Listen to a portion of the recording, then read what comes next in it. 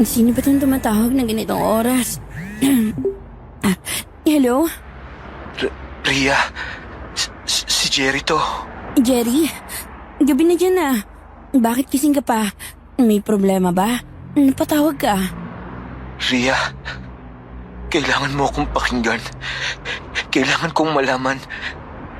Ligtas ka ba dyan? Ligtas? Oo naman. Bakit? Anong nangyayari? Pinapakaba mo ko. Sigurado ka? Walang kakaibang nangyayari sa'yo? Walang nagmamasid? Walang amoy na kakaiba? Ano bang sinasabi mo? Nasa Maynila ako. Jerry, maingay dito. Mausok. Ano bang amoy ang sinasabi mo? Yung amoy, Ria. Yung amoy sa gubat noon. Amoy ng nabubulok na laman. Jerry, tinatakot mo ko. Baka naman may naitambak lang na patay na hayop dyan. Kumalma ka nga lang. Hindi, Ria. Hindi lang yon. May nakita ko kanina. Sino? Isang matandang babae. Nakatayo sa kanto, malapit sa bahay. Nakatitig lang. Oh, tapos? Baka naman kapitbahay nyo lang. Hindi, Ria. Yung mga mata niya, katulad ng mga mata ni Soledad. Ano yan? Jerry, may naririnig ako. May kasama ka ba? Wala. Yun nga eh. Nasa labas siya ng pinto ko. Kinakalamot niya. Kanina pa. Diyos ko, Jerry. Tumawag ka ng tanod. Magsisigaw ka. Humingi ka ng tulong. Ginawa ko na. Sumigaw ako kanina pero parang walang nakakarinig. Nasaan si Mang Artemio? Puntahan mo siya. Yun ang una kong ginawa. Pero wala siya sa bahay niya, Rhea. Sabi ng kapitan, isang linggo na siyang hindi nakikita. Isang linggo na siyang nawawala. Paano? Imposible yan. Rhea, pakinggan mo ako. Pagkatapos nating mapatay yung aswang, may sinabi sa akin si Mang Artemio. Sinabi niya, minsan daw, hindi lang sila nag-iisa. Anong ibig sabihin nun? May kamag-anak o may angkan na maaaring gumanti para sa kanila. Jerry, nandyan ka pa ba? Tumigil yung tunog. Umalis na kaya siya? Hindi! Hindi! Jerry, anong nangyayari? Sinisira niya yung pinto, Rhea! Sinisira niya!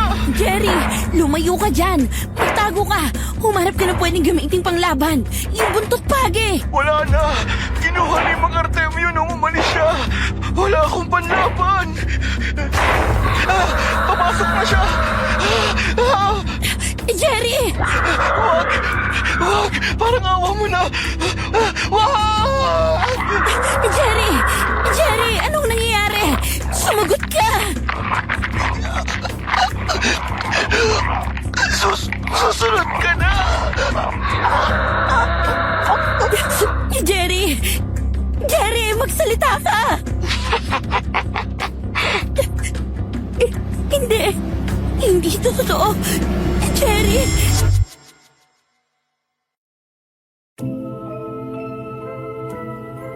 Magandang araw po sa inyo at sa lahat ng mga nakikinig sa inyong channel. Hayaan niyo po akong magbahagi ng isang karanasan na hinding-hindi ko malilimutan. Isang masamang karanasan na kahit tapos na ay hindi pa rin maalis sa isip ko. Itago niyo na lamang po ako sa pangalang Ria, 26 na taong gulang at isang hamak na tindera. Pero hindi po ako yung tipo ng tindera na may permanenteng pwesto sa palengke.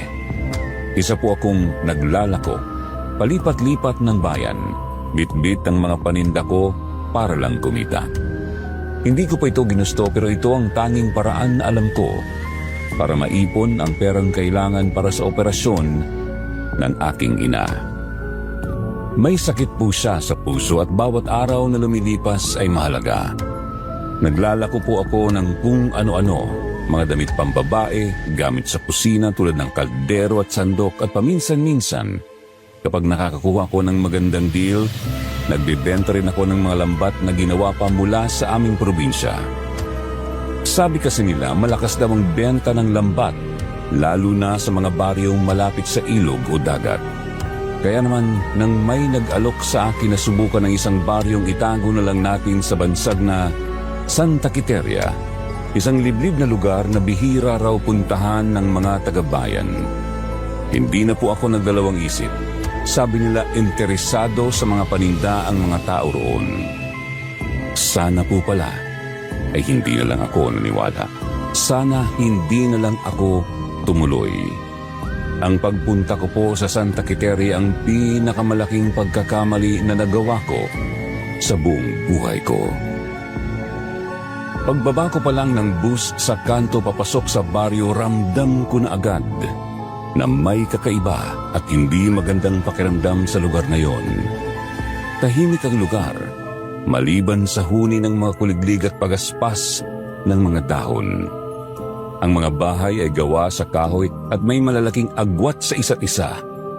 Ang mga taong nadaraanan ko imbis na ngitian ako, tinitingnan lang ako mula ulo hanggang paa na parang sinasabi nilang, hindi ka taga rito at hindi ka dapat nandito. Kahit ganoon po, pinilit kong lakasan ang loob ko para sa nanay ko. Inilatag ko po ang mga paninda ko sa isang bakanting mesa malapit sa kapilya. Doon ko po siya unang nakita. Isang matandang babae, payat, kulubot na ang balat at nakaupo sa isang silyang tumba-tumba sa beranda ng isang luma at malaking bahay. Siya po si Lola Soledad. Nakatingin lang siya sa akin. Hindi po siya kumukurap at ang mga titig niya ay sobrang talim at nakakagilapot. Parang alam niya ang lahat ng iniisip mo. Sa kabila ng kaba, naisip ko ng mga sandaling yun na baka siya ang una kong maging customer. Kaya't nilapitan ko po siya.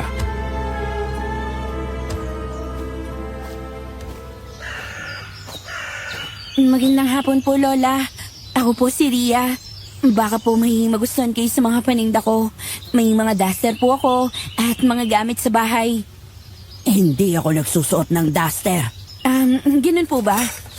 Baka naman itong mga sandok at kaldero, magustuhan nyo. Matibay po ang pagkakagawa sa mga to. Ano nagdala sa isang katulad mo dito sa aming baryo? Nagbabakasakali lang po, La. Kailangan ko po kasing makabenta.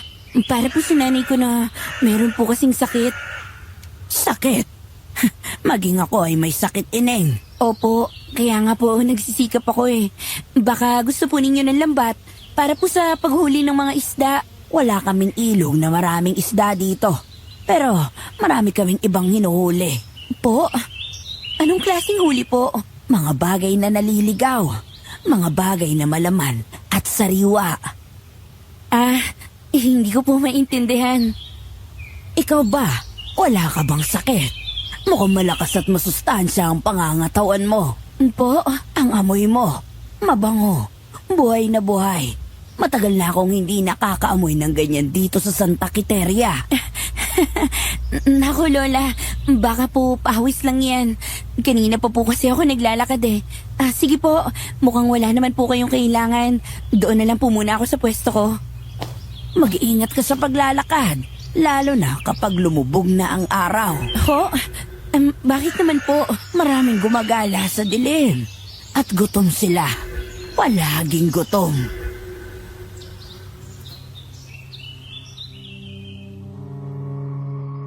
Pinilit kong isantabi ang takot na idinulot ng pakikipag-usap ko kay Lola Soledad. Kailangan kong kumita para sa nanay ko, kaya wala kong pwedeng sayangin na oras. Ngunit habang sinusubukan kong mag-alok sa mga bahay-bahay, mas lalo lang pong tumitindi ang kaba sa dibdib ko. Halos lahat ng pinto ay sarado. Ang mga bintana ay may mga taong sumisilip, pero sa sandaling makita nilang papalapit ako, mabilis silang nagtatago. Ang ilan na nagbukas ng pinto ay umiiling lang at sinasabing wala silang pera.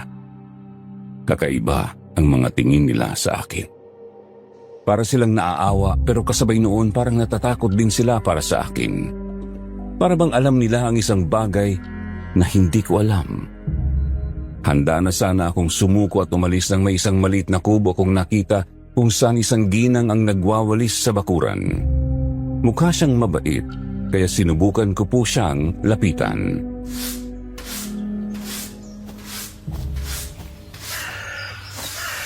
Magandang hapon, Ale. Baka po may kailangan kayo. Mga gamit sa bahay, damit. Nako, Ineng.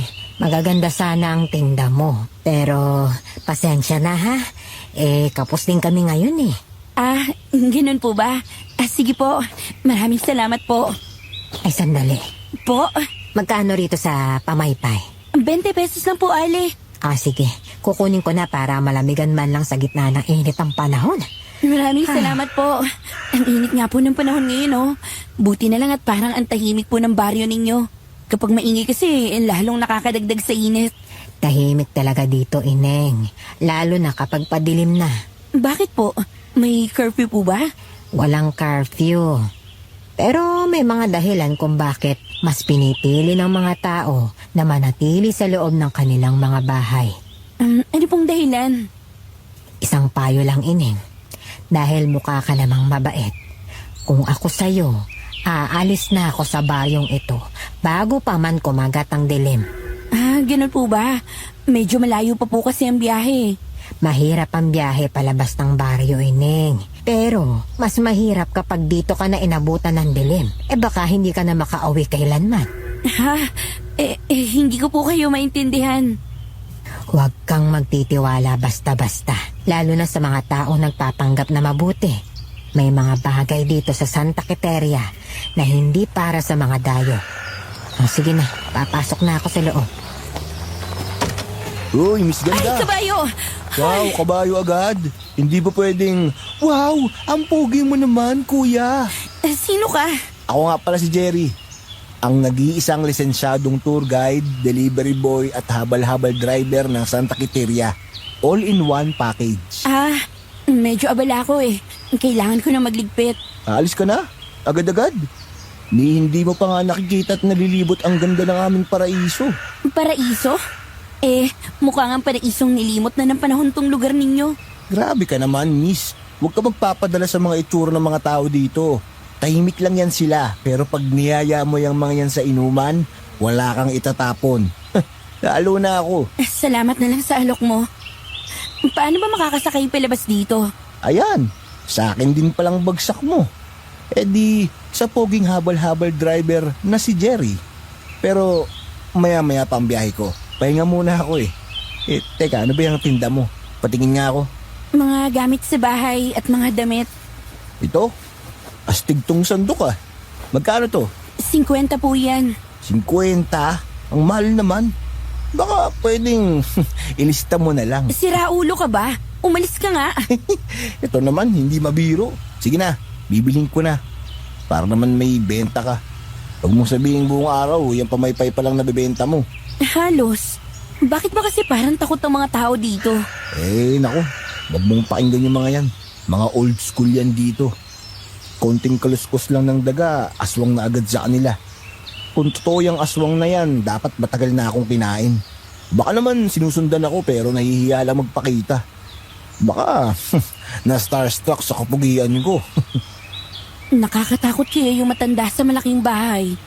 Si Lola Soledad. Medyo weird lang yon pero mabait yon. Sabi nila. Yaman na yun, miss. Sige na, pigpitin mo na yan, ganda. Mga bandang 5:00, dadaanan kita dito para may hatid na kita palabas. Sigurado yan Oo naman. Ito, sulat ko number ko Tawagan mo ko kung sakaling kailanganin mo ng tagapagtanggol o ng driver. Same price lang. Salamat. Walang anuman, basta para sa'yo. Sige na, una na ako. Mag-iingat ka sa makamulto.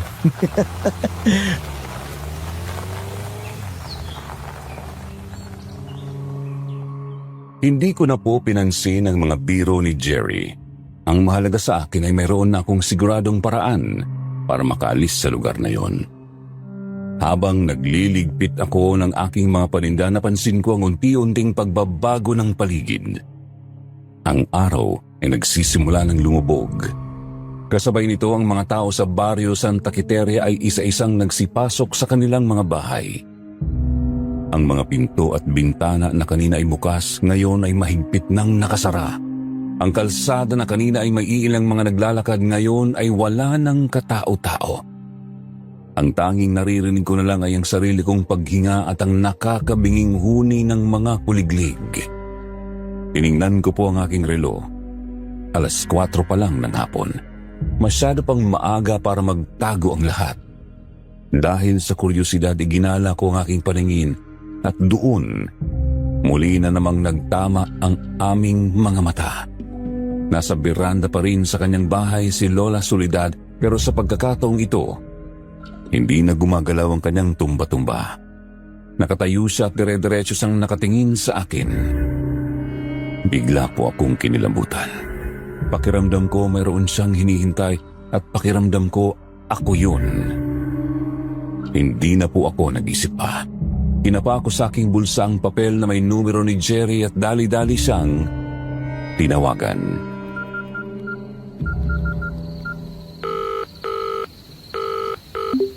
Hello? Jerry's Habal-Habal Express? Jerry, si Ria to. Oo, Miss Ganda, napatawag ka. Miss mo na ako agad, no? Sabi ko sa'yo hindi mo ko matitiis. Jerry, kailangan mo na ako sunduin ngayon na. Ha? Ngayon na? Ang usapan natin 5:00.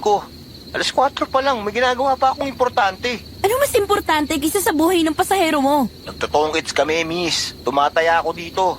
Sayang naman kung aalis ako, baka ako na ang manalo. Saglit na lang to. Hindi na ako pwedeng magtagal dito, Jerry. Please lang. Bakit ba? Relax ka lang, walang mga away sa'yo dyan. At kung meron man, sabihin mong pangalan ko, titiklop yun. Hindi mo naiintindihan. Yung mga tao dito, nagkulong na sa mga bahay nila. Lahat sila. Ah, yun ba? Ganyan talaga dito pag malapit na mag-6. Mahilig sila sa afternoon siesta. O baka naman nanonood ng paborito nilang teleserye. Hindi. Ibang pakiramdam ko. At saka si Lola Soledad. Ay, ano na namang ginawa ng CCTV ng Santa Quiteria? Nakatayo siya sa labas ng bahay niya at nakatingin siya sa akin. Hindi nga siya kumukurap eh.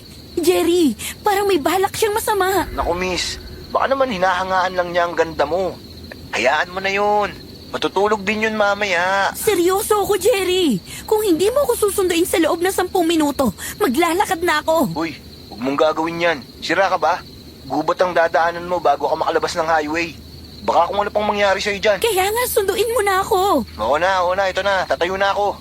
Panalo na sana ako Sige na, maliligo lang ako saglit. Mga 20 minutos, nandyan na ako. Ang tagal. Huwag ka na maligo. Sige na, on the way na. Maghintay ka na dyan at huwag kang aalis. Bilisan mo na. Parang awa mo na. Roger that, Miss Ganda. Paparating na ang iyong knight in shining armor na nakamotor.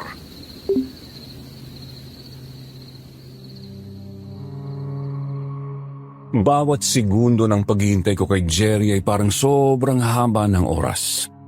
Ang bawat kaluskos ng dahon na dala ng hangin ay nagpapatayo ng aking mga balahibo. Nakatayo lang ako sa tabi ng aking mga paninda, yakap-yakap ang aking sarili, at hindi inaalis ang tingin sa bahay ni Lola Soledad. Nandoon pa rin siya at dahil papalubog na ang araw para siyang isang madilim na figura na hindi gumagalaw at nagmamasid. Pakiramdam ko anumang oras ay may masamang gagawin sa akin si Lola Soledad. Para siyang naghihintay lang ng tamang pagkakataon para umatake. Ilang beses kong inisip na tumakbo na lang pero alam kong mas mapanganib yun. Nang sa wakas ay narinig ko na ang papalapit na tunog ng motor ni Jerry, sobrang laki ng ginhawa na naramdaman ko.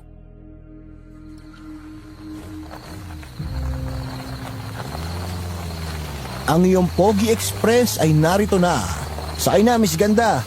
Huling biyahe palabas ng paraiso. Bilisan mo na, Jerry. Umalis na tayo. Kalma ka lang. Aalis na nga Para kang hinahabol ng 10 kabayo Hawak ka na mabuti. Oo na. O ano? Sabi ko sa iyo ligtas ka na sa mga titig ni Lola CCTV. Huwag mo na nga siyang banggitin. Parang awa mo na. Gusto ko na makalimutan ang lugar na to. Ang arte mo naman. Babalik ka rin dito, maniwala ka. Hahanap-hanapin mo ang kapugian ko. Sa panaginip mo. Basta, ihatid mo na lang ako sa sakayan ng bus. Okay na ako. Walang problema. Medyo madilim lang tong daan natin pero kabisado ko to. Kahit nakapikit. Huwag kang mayabang. Baka madisgrasya tayo. Disgrasya? Sa akin? Never. Oh, di ba? Anong sabi ko sa'yo? Anong nangyari? Teka lang. Imposible to. Si Black Panther bigla na lang huminto eh. Ano kayong nangyari dito? Bakit? Naubusan ka na ng gasolina, no? Hindi. Sabi ko sa'yo, pinakargahan ko to kanina. Punong-puno to. Baka na-overheat lang. Teka nga, bababa lang ako saglit. Ano bang problema nito? Ngayon lang nagkaganito ah. Jerry, ang dilim dito. Wala man lang poste ng ilaw. Naramdaman mo yun? Ang alin? Yung hangin? Hindi. Yung biglang katahimikan. Nawala yung mga kuliglig at bakit parang biglang lumamig? Ano ka ba? Natural lang yan. Siyempre malamig, gubat to eh. At tumihimik siguro yung mga kuliglig kasi narinig tayong dumating. Huwag ka nang praning, okay? Akong bahala, eto na. Titignan ko na. Teka, ano to? Bakit, Jerry? Hamog. Bakit may hamog? Ang kapal ah. Hindi to normal. Tingnan mo, halos hindi na kita makita. Ria, huwag kang bibitaw sa motor. Huwag kang aalis dyan. Teka, ano yun? May kumakaluskos. Hayop lang yan. Siguro musang o kaya baboy ramo. Parang ang lapit lang.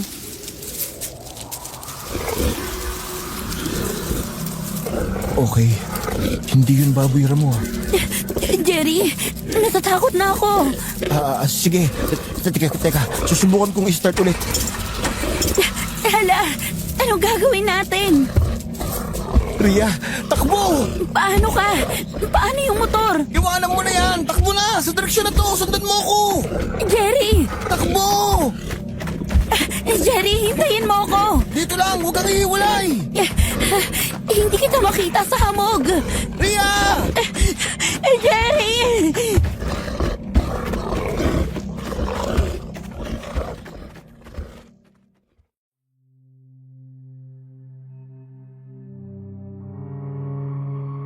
Hindi ko na po alam kung gaano ako katagal na tumakbo. Ang tanging naririnig ko lang ay ang malakas na kabog ng aking dibdib at ang sarili kong mga higbi. Bawat ugat na nasasabitan ko ay nagiiwan ng hapdi sa aking mga binti at ang makapal na hamog ay ginagawang imposible na makita ko ng malinaw ang dinadaanan ko. Tinatawag ko ang pangalan ni Jerry pero tanging alingaw-ngaw lang ng sarili kong boses ang bumabalik. Napasandal na lang ako sa isang malaking puno. Hingal na hingal at nanginginig sa takot at lamig. Nawalan na po ako ng pag-asa. Naisip ko na ito na ang katapusan ko na dito na ako mamamatay sa gitna ng gubat na ito. Mag-isa. Sa gitna po ng aking pag-iyak may isang maliit na bagay na pumukaw sa aking atensyon. Isang maliit at kumikislap na ilaw sa di kalayuan. Sa una inakala kong guni-guni ko lang ito pero hindi po. Nandoon talaga. Ginamit ko po ang natitira kong lakas para tumayo at maglakad papunta sa direksyon ng ilaw na yon.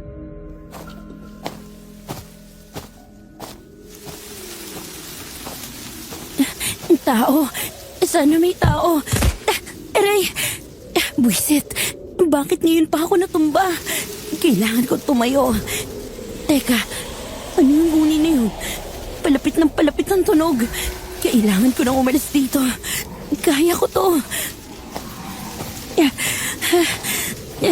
Malapit na. Tao po! Tulong!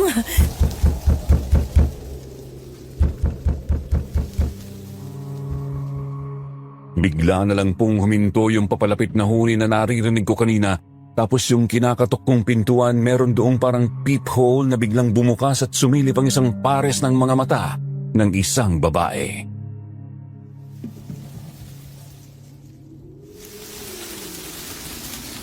Sino yan? Tulungan niyo po ako. Naliligaw po ako sa gubat. Walang naliligaw sa parating to. Umalis ka na. Baka kung ano ka pang nilalang. Hindi po. Tao po ako. Maniwala po kayo sa akin. Naglalako lang po ako sa baryo. Sa may Santa Quiteria. Pagkatapos, nasiraan na kami ng motor ng habal-habal. At nasaan ang kasama mo? Nagkahiwalay po kami. May humabol sa amin sa gitna ng hamog. Isang bagay na hindi ko alam kung ano eh. Parang hayop pero iba. Miss, parang awan niyo na. Patuloyin niyo po ako kahit ngayong gabi lang. Mas mapanganib para sa akin kung papapasukin kita. Hindi po ako masamang tao. Tingnan niyo po ako. Anong pangalan mo? Ria po. Bakit sugatan ka at dinudugo? Nasugatan po ako sa kakatakbo. Parang awa niyo na po. Sige, pumasok ka.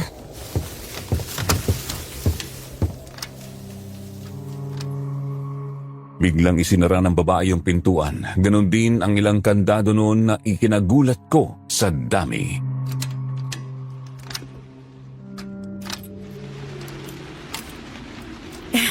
Ang daming lock ng pintuan mo. Para siguraduhin ligtas ako dito sa loob ng bahay. Huwag kang gagawa ng kahit anong ikagugulat ko, ha? Umupo ka dyan at huwag kang gagalaw. Salamat. Maraming salamat. Oh, inumin mo to.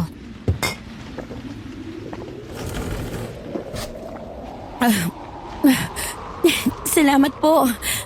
Salome. Salome ang pangalan ko. Salamat, Salome. Utang ko sa iyo ang buhay ko. Hindi ba tayo sigurado dyan? Anong mga to? Bakit may mga kakaibang halaman na nakasabit? At yung mga guhit sa dingding? Mga panangga. Panangga? Para naman saan? Sa mga bagay na gumagala sa labas kapag bilog ang buwan.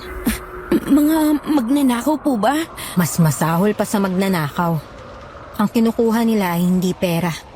Ang kinukuha nila ay buhay. Katulad ng humabol sa inyo kanina.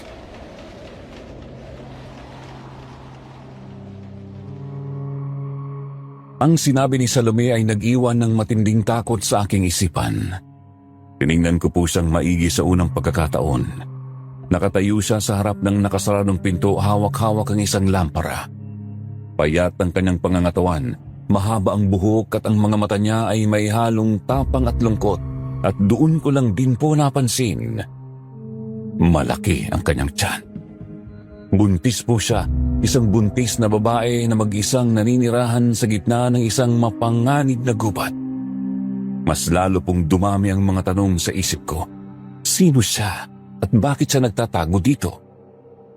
Ang takot ko ay napalitan ng pag-aalala at kuryosidad.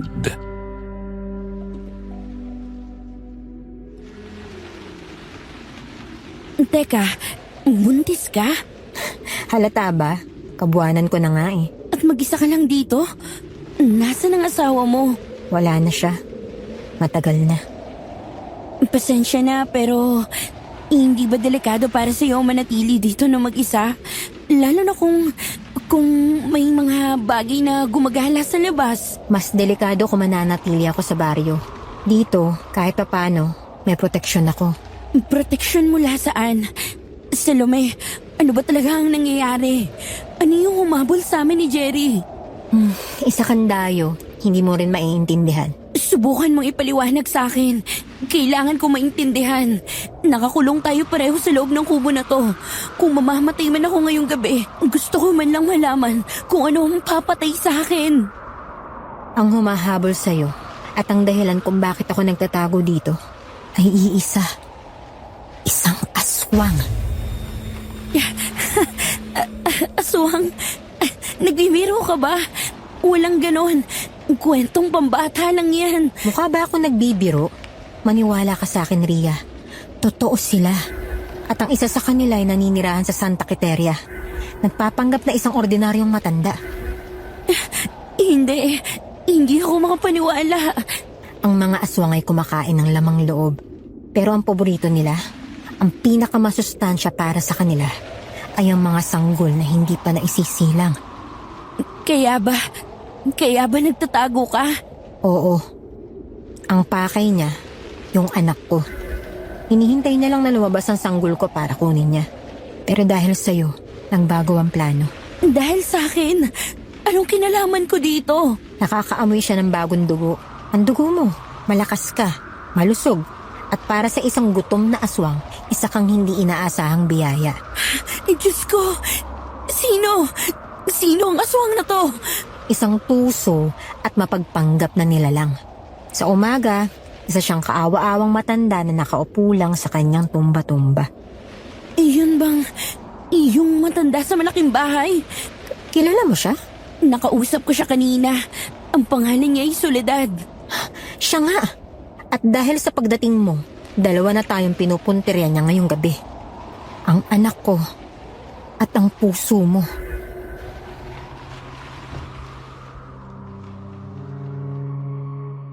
Sobrang tumatak sa isip ko ang mga sinabi ni Salome at talagang nakapagpabigat ito sa aking pakiramdam. Si Lola Soledad, ang matandang kinausap ko kanina, ay isang aswang. At ngayon dahil sa akin, 2 na kami na nasa panganib. Doon ko naramdaman kung gaano kadelikado ang sitwasyon namin. Ang pagod at mga sugat sa aking katawan ay wala na kung ikukumpara sa takot na gumagapang ngayon sa buong sistema ko.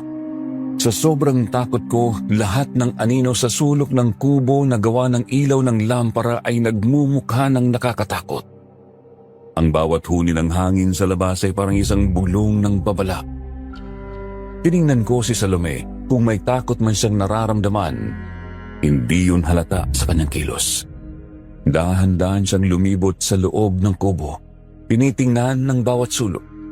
Kumuha siya ng isang malit na bungkos ng mga tuyong dahon. Sinindihan ng dulo nito at pinausukan ang mga bintana at ang ilalim ng pinto. Ang amoy ay matapang pero may halong kabanalan. Pagkatapos umupo siya sa isang maliit na upuan, ipinatong ang kanyang mga kamay sa kanyang malaking tiyan at umikit.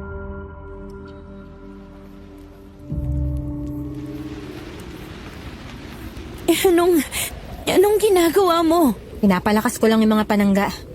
Ang usok mula sa dahon ng laurel ayaw na masasamang espiritu.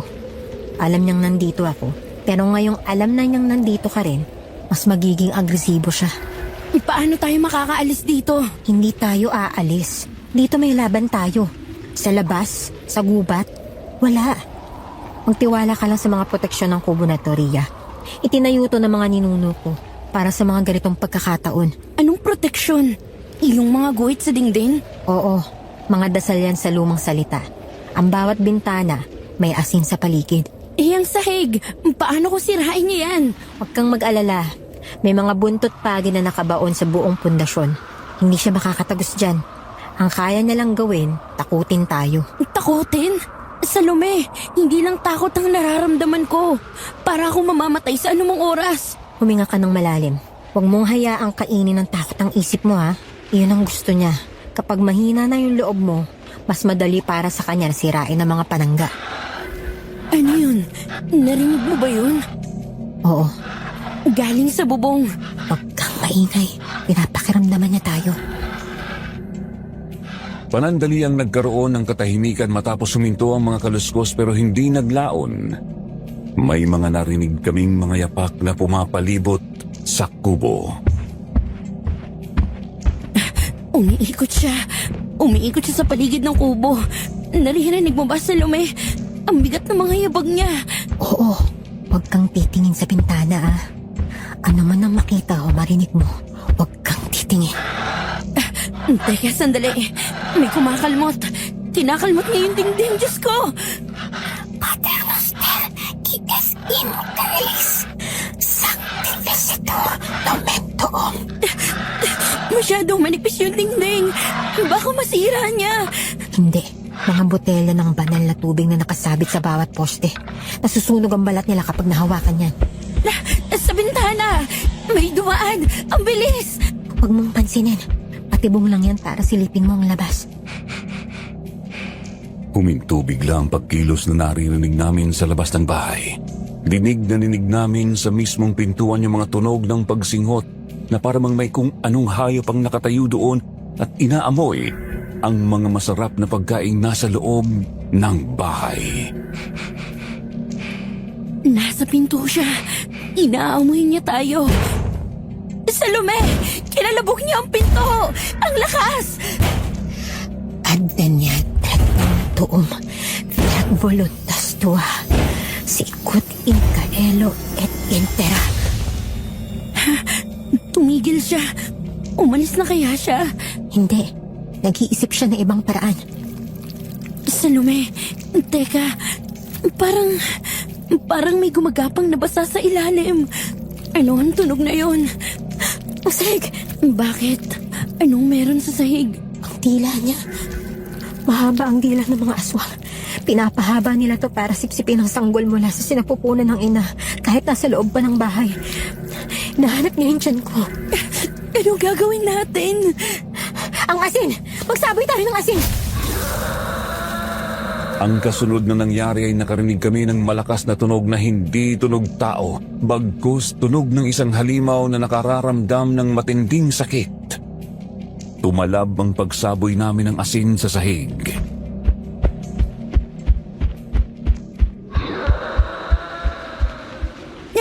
Ang sakit sa tenga! Umalis na siya. Sa ngayon, Babalik pa siya, di ba? oo, bawat gabi hanggang sa makuha niya ang gusto niya o hanggang sa mapatayin natin siya.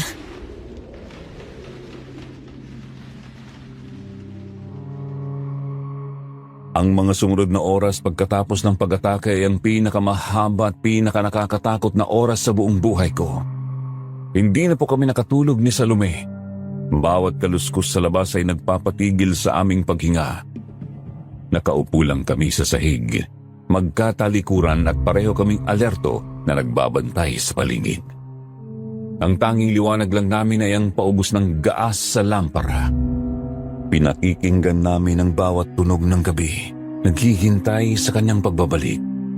Pero wala na kaming narinig na kahit ano maliban sa ordinaryong mga tunog ng gubat. Nang sa wakas ay natanaw na namin ang sinag ng liwanag sa maliit na siwang ng bintana, doon palang unti-unting lumuwag ang aming mga pakiramdam. Ligtas kami kahit sa umagang yun lang. Habang naghahanda si Salome ng kaunting almusal, hindi ko maiwasang isipin si Jerry. Buhay pa kaya siya? Nakaligtas kaya siya sa kung anuman ang umabol sa amin?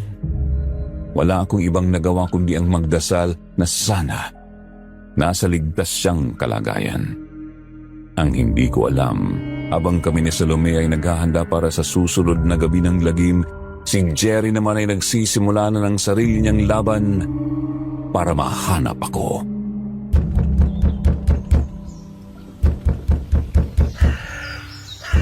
Ay, sino ba yan? Ay, aga-aga kung makakatok, parang gigibain ng pinto ko ah. Sandali!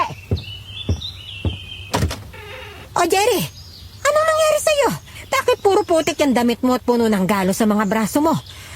Ay, para ka nakipagbuno sa demonyo ah. Aling Pilar, pasensya na sa abala. Kailangan ko ng tulong. Pumasok ka, dali. Baka may makakita pa sa'yo. Ano bang nangyari? Umupo ka muna. Ikukuha kita ng tubig. Hindi na, Aling Pilar. Wala tayong oras.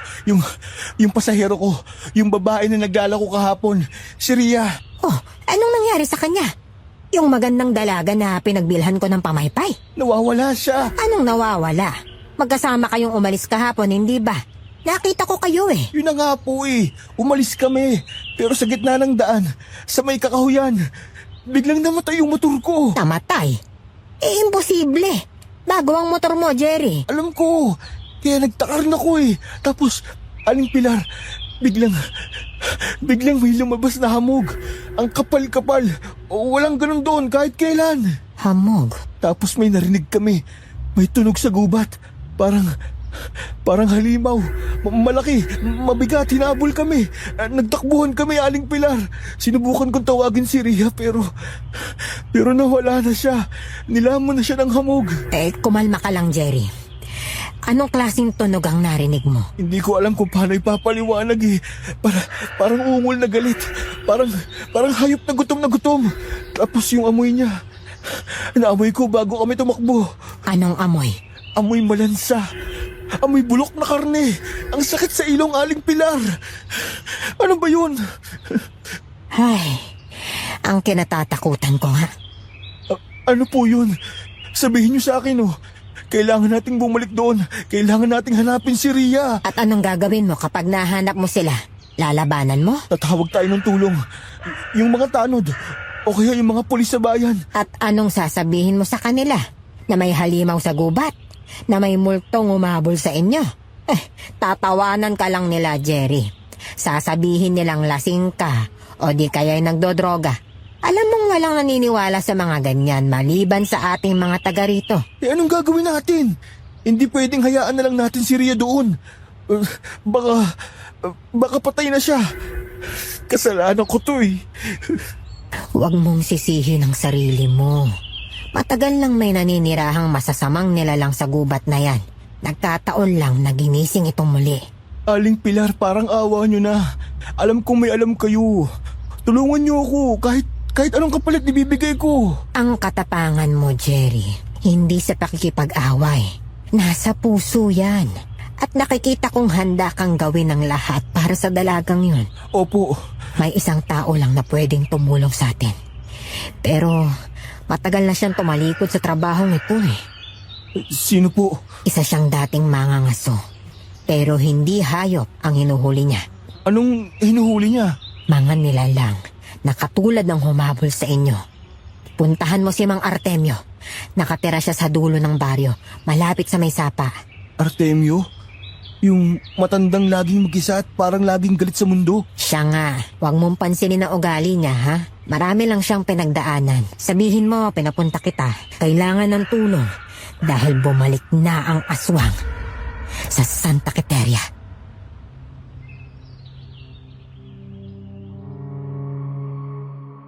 Buong maghapon kaming nagbantay at pinakalma ang sarili.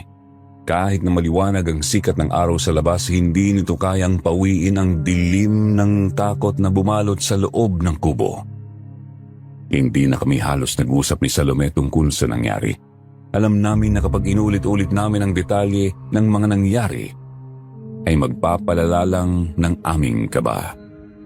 Sa halip, kumilos kami na parang matagal nang magkakilala. Nagbahagi kami sa kung anong kaunting pagkain ang mayroon siya, kamote at tuyo. Sinubukan kong tulungan siyang maglinis pero pinigilan niya ako. Bawal daw galawin ng mga alikabok sa sulok kung saan may mga nakalagay na panangga. Kaya umupo na lang ako at pinanood siya. Sa kabila ng kanyang kalagayan, kahanga-hanga ang kanyang katatagan. Para sa kanya, hindi ito isang sitwasyon ng buhay o kamatayan, kundi isang pang-araw-araw na tungkulin na kailangan niyang gampanan para protektahan ang kanyang anak. Habang papalapit ang hapon, bumabalik na naman ang kaba at takot sa amin. Ang pag-asa na dala ng umaga ay unti-unti na namang napapalitan ng pangamba para sa paparating na gabi. Paulit-ulit kong naiisip si Jerry at umaasa ako na nakahanap siya ng tulong. Ang hindi ko alam sa mga oras na yon, kaharap na niya ang nag-iisang tao na posibleng makapagligtas sa amin at tinanggihan ang kanyang pakiusap.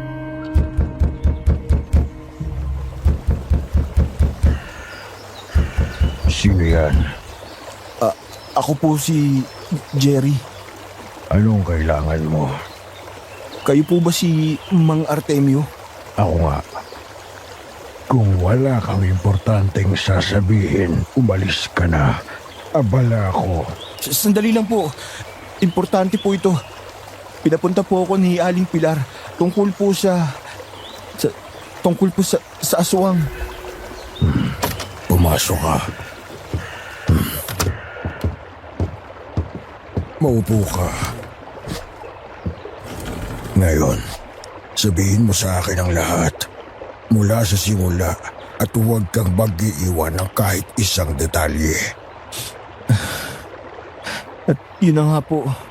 Nagkahiwalay kami ni Rhea sa gubat. Hindi ko na po siya mahanap.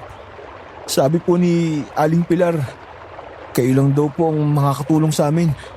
Kailangan po nating balikan si Rhea. Baka kung ano na pong nangyari sa kanya doon. Matagal lang namatay ang taong hinahanap mo, bata. Anong ibig niyo sabihin? Ang Artemio na hunter ng aswang ay matagal nang ibinaon sa limot. Ang kaharap mo ngayon ay isang matanda na lang na naghihintay ng kanyang katapusan.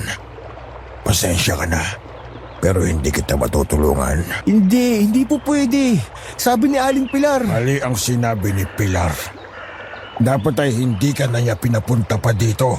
Pero bakit po? Kayo lang daw po ang may alam kung paano labanan ang nilalang na yun. May isang babae na maaaring mamatay sa gubat. Wala na po ba kayong pakialam doon? Pakialam? Huwag mo ko susubukan, bata. Alam mo ba kung bakit ako tumigil?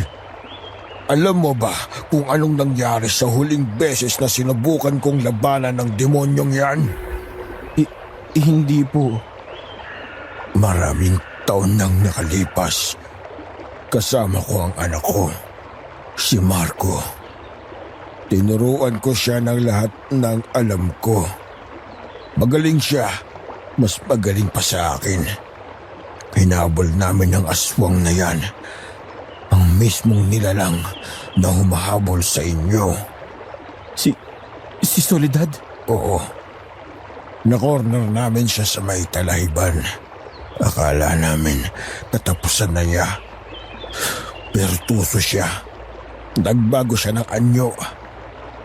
Naging isang kaawa-awang babae na umiiyak at humihingi ng tulong.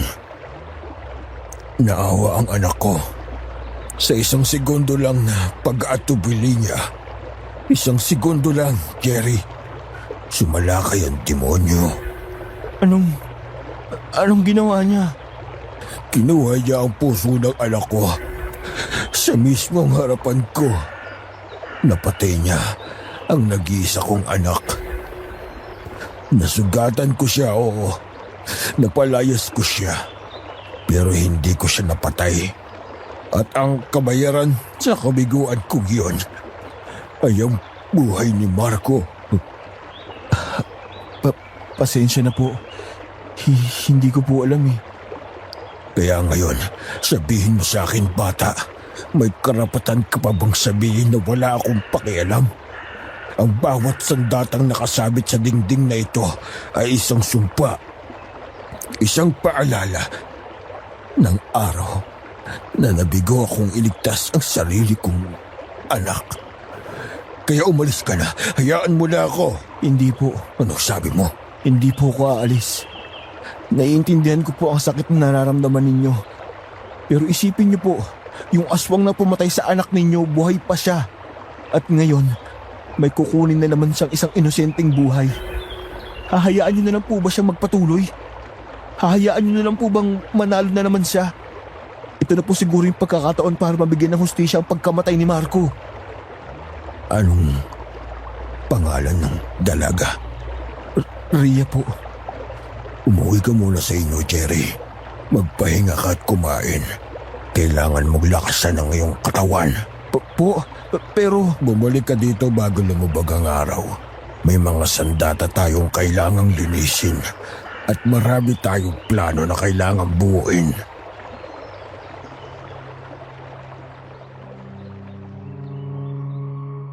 Nang muling sumapit ang gabi sa Santa Quiteria, kasabay nito ang muling panunumbalik ng takot na aming nadarama. Pero sa pagkakataong ito, may nagiba. Alam na namin ni Salome kung ano ang haharapin namin. Bago pa man tuluyang lumubog ang araw, ginawa na namin ang aming mga paghahanda. Nilagyan ulit namin ng asin ang bawat siwang ng sahig o bintana. Sinindihan ni Salome ang isang uri ng insenso na gawa sa pinatuyong mga ugat. At ang makapal na usok nito ay lumikha ng isang manipis na tabing sa buong kabahayan. Naghanda rin kami ng aming mga sandata. Isang matalim na bolo para kay Salome at para sa akin isang mabigat na piraso ng kahoy na panggatong. Umupo kami sa gitna ng kubo sa tabi ng nag-iisang lampara. At naghintay. Hindi na kami nagulat nang magsimula ulit ang mga tunog. Sa pagkakataong ito, iba ang kanyang naging paraan.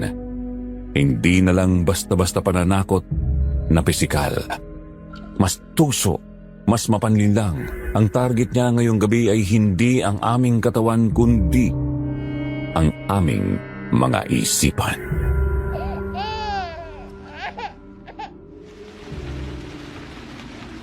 Salome, may naririnig ka ba? Oo. Parang sanggol. Parang sanggol na umiiyak at nangihina na. Baka kailangan ng tulong. Huwag mong pakinggan. Hindi yan totoo. Pero paano kung totoo? Paano kung may isang ina na naglalakbay at naligaw din katulad ko? Hindi ba natin dapat tingnan? Baka mamatay sa lamig yung bata. Walang ibang tao sa gubat na to sa loob ng maraming taon, Ria. Tayo lang at siya. Ginagaya niya ang tunog. Gusto niyang palabasin tayo. Pero nakakaawa eh.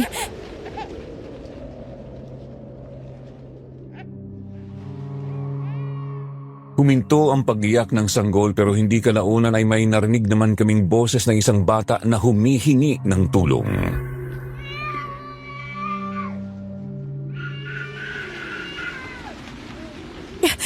Salome, yan. Bata yan. Malinaw na malinaw. Hindi yan gawa-gawa lang. Pakinggan mo ako mabuti, Ria.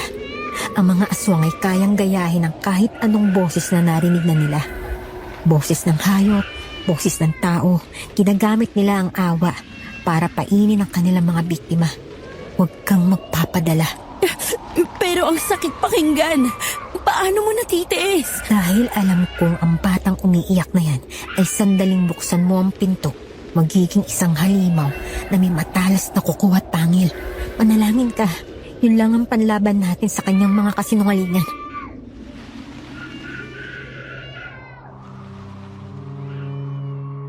Tuluyan nang huminto ang boses ng batang nagmamakaawa at binalot ng katahimikan ang paligid. Hindi nagtagal ay may mga boses kaming narinig at sa pagkakataong ito ay isa itong bulong ng isang matanda na tila ba nagmumula sa iba't ibang direksyon pero sabay-sabay na nagsasalita.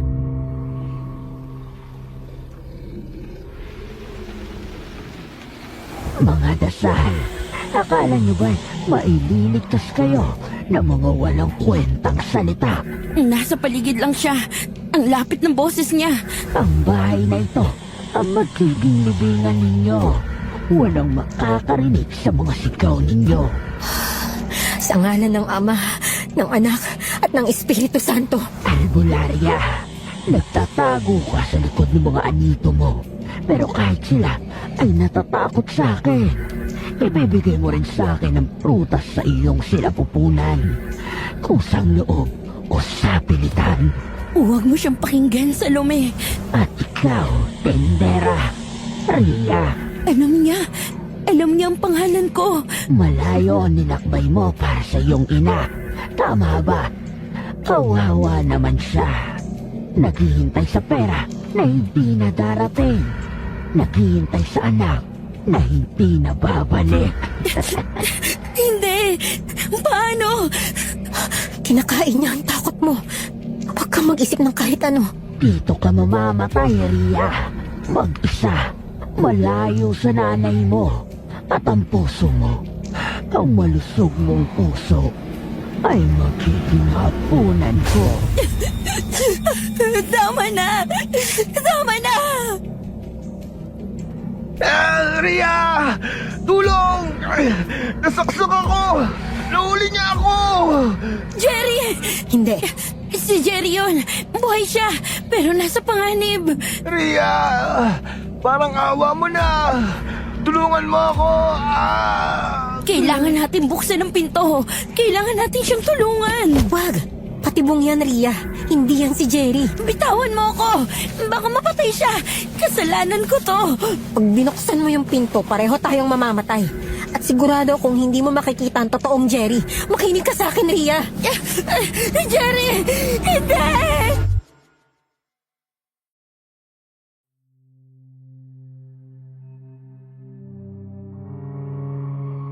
Buong umaga akong binagabag ng mga sigaw ni Jerry sa aking isipan. Kahit anong sabihin ni Salome na isa lang iyong patibong, hindi ko maiwasang isipin na baka totoo yun, na baka namatay si Jerry dahil sa akin. Na nagkulang ako sa pagtulong. Ang bigat sa dibdib ko ay halos hindi ko na kayang dalhin. Si Salome na mismo ang lumapit sa akin. Hinawakan niya ang aking mga kamay at sinabing ang kalungkutan at pag-aalinlangan ay mga pagkain din para sa aswang. Pinapakain daw nito ang kanilang lakas. Kung gusto ko raw talagang tulungan si Jerry, kung nasaan man siya, kailangan ko raw manatiling matatag para sa aming dalawa. Ang mga salita niya ay nagbigay sa akin ng kaunting lakas. Pinunasan ko ang aking mga luha. Tama po siya, ang pag-iyak ay hindi makakatulog. Ang kailangan naming gawin ay maghanda. Kailangan naming mabuhay para sa isa't isa at para na rin sa mga taong naghihintay sa aming pagbabalik. Wala na akong ibang pag-asa kundi ang pag-asa na dala ng bawat umaga. Ang hindi ko alam sa mga sandaling yun, ang isa pang pag-asa ay kasalukuyan ng hinahasa at inihahanda sa loob ng bahay ni Mang Artemio.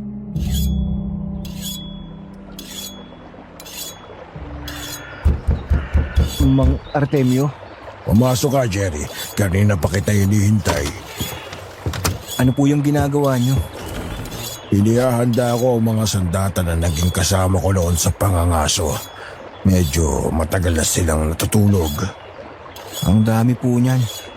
Para po tayong magpapatayo ng army. Sa laban na papasukin natin, kulang pa ito. Halika, tulungan mo ako. Pakikuha mo yung mga bawang doon sa sako. Bawang po. Akala ko sa pagluluto lang yan. Marami kang kailangan matutunan, bata. At kailangan mong matuto ng mabilis. Hindi pwedeng sugod lang ng sugod sa isang aswang. Uubusin ka niya bago mo pa man siya makita. Paano po natin siya lalabanan? Hindi po ba siya tinatablan ng itak? Ang ordinaryong itak, hindi. Pero ang itak na pinahiran ng bawang at binasbasan ng dasal, oo. Nasusunog ang balat nila dito. Pero hindi ito sapat para patayin sila. Pampahina lamang. Ano pong pamatay sa kanila? Nakakita ka na ba ng ganito? Ano po yan? Parang tinik ng isda. Buntot pagi. Ito ang sumpa sa lahi nila. Ang lason na dulot nito kapag pumasok sa kanilang sistema ay parang apoy na sumusunog sa kanilang mga ugat mula sa loob. Isang malalim na saksak nito sa likod kung saan naroon ang kanilang kahinaan ay sapat na para tapusin sila. Mang Artemio, sigurado po ba kayo na ako ang hahawak niyan? Baka sa sobrang kaba ko, mabitawan ko lang yan. Baka mas lalo pa tayong mapahamak. Huwag kang mag-alala. Hindi ko ito ibibigay sa'yo. Hindi ka pa handa. Ito ang sa'yo. Langis po. Anong gagawin ko dito? Ipanghihilot? Huwag kang pilosopo. Langis yan na may halong mga sagradong dahon at ugat. Dinala sa simbahan at binasbasan. Ito ang magiging mata natin. Mata? Pakinggan mo. Wow! Kumukulo. Kumukulo ito kapag may aswang sa malapit. Mas malakas ang pagkulo, mas malapit siya. Ito ang magbibigay sa atin ng babala. Hawakan mo yan palagi. Huwag na huwag mong bibitawan. Opo, sige po. Ano pa po? Asin. Asin? Oo, rock salt. Ibubudbud natin ito sa ating mga damit at sa paligid. Para sa kanila, ang bawat butil ng asin ay parang nagbabagang uling na dumidikit sa kanilang balat. Nagbibigay ito sa atin ng espasyo. Nagbibigay sa atin ng oras. Bawang, buntot pagi, langis na kumukulo, asin. Ay, Diyos ko, Mang Artemio. Totoo po talaga to, no? Hindi po ito masamang panaginip. Totoong totoo, anak. At mamayang gabi, papasukin natin ang panaginip na yan para ilabas ang kaibigan mo. Natatakot po ako, Mang Artemio. Magaling. Ang takot ay nagpapanatili sa ating pagiging alisto. Ang importante, hindi ka magpapadala sa takot na yan. Tandaan mo, hindi ka nag-iisa sa laban na ito. Ako ang bahala sa harapan. Ang kailangan ko lang sa'yo ay bantayan mo ang likod ko. Nasusunod po. Magaling. Ngayon, kumuha ka ng tela at punasan mo ang mga sibat na yon. Kailangan nating maging handa bago pa man lumubog ang araw.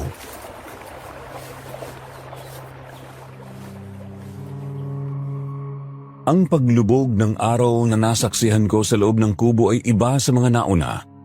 Mayroon pa ring takot. Isang takot na kumikislot sa bawat pagaspas ng dahon at pag-ihip ng hangin. Ngunit sa ilalim ng takot na yon may bago nang umuusbong. Galit. Galit para kay Soledad sa ginagawa niyang pag-terrorize sa amin. Galit dahil sa panganib na inilalagay niya sa buhay ni Salome at ng kanyang hindi pa naisisilang na anak. Galit dahil sa pag-aakalang pinatay niya si Jerry. Hindi na ako ang babaeng tindera na umiiyak lang sa isang sulok pagkatapos ng 2 gabi ng pakikipaglaban para mabuhay. May bahagi sa akin na gustong lumaban pabalik. Hinawakan ko ng mahigpit ang kahoy na panggatong na nagsisilbi kong sandata. Hindi na ito para sa pagdepensa lang.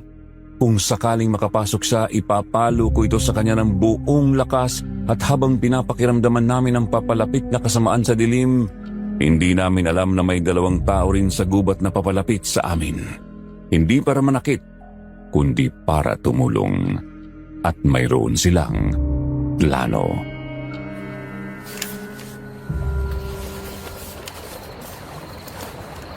Nandito tayo sa bahay ko. At base sa mga sinabi mo, ang motor ninyo ay nasiraan dito sa may likuan ng akasya. Tumakbo ka papunta sa Hilaga. Tumakbo si Rhea papunta sa kanluran. Paano niyo po nalaman? Dahil sa kanluran, nandoon ang sapa. At ang mga tao kapag naliligaw ay laging sinusundan ang tunog ng tubig. At sa tabi ng sapa na yon, malapit sa may talon, nandoon ang kubo ng mga albularya. May kubo po doon? Ibig sabihin, baka nandun si Rhea. Malaki ang posibilidad. Ang kubo na yon ay pinoprotektahan ng mga lumang dasal. Ito lang ang tanging lugar sa gubat na hindi kayang pasukin ni Soledad ng basta-basta. Kung buhay pa ang kaibigan mo, siguradong nandoon siya. At sino pong kasama niya dun? Si Salome, ang huling albularya sa aming angkan. Buntis siya, Jerry, at malapit ng manganak. Kaya naman pala desperado si Soledad na makuha ang nasa loob ng kubo. Dalawa silang babae laban sa halimaw na yun. Kailangan na natin kumilos, Mang Artemio. Kumalma ka, hindi ito karera.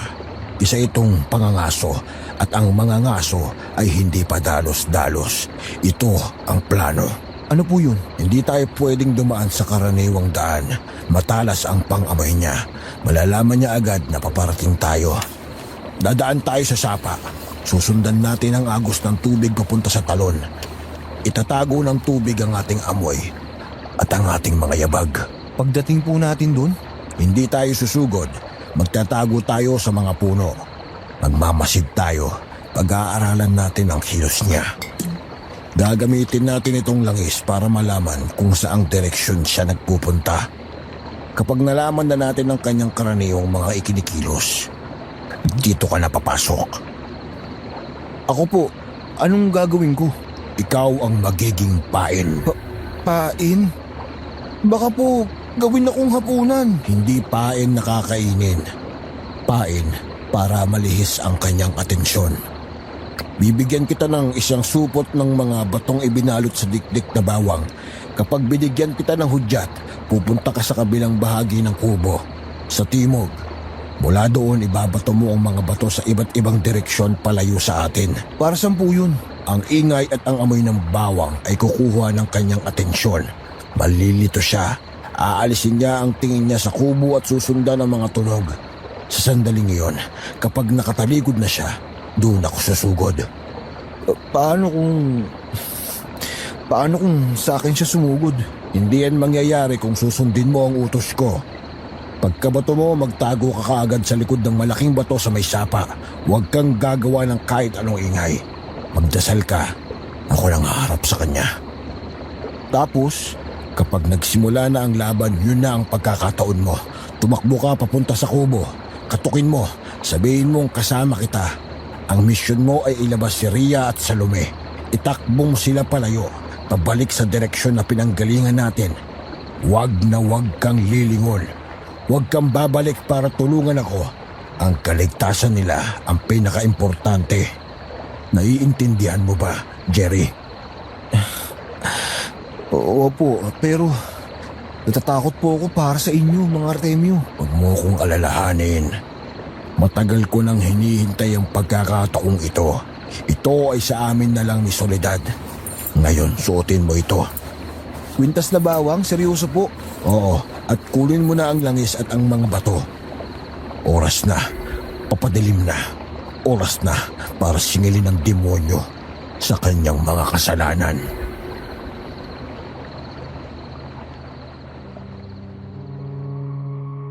Nagsimula ang ikatlong gabi ng may kakaibang katahimikan. Hindi tulad ng mga nakaraang gabi, walang mga kaluskos, walang mga bulong. Napakatahimik ng buong gubat. Parang mayroong isang bagay na nakakatakot na malapit nang mangyari. Mas nakakatakot ang katahimikan iyon. Dahil alam namin ni Salome na hindi ibig sabihin nito ay umalis na siya. Ibig sabihin lang, nag-iisip siya ng bagong paraan. Mas masahol na paraan. Nakaupo kami sa sahig, hawak ang aming mga sandata. Pinapakiramdaman ang bawat pagbabago sa hangin at sa sobrang tahimik ng paligid.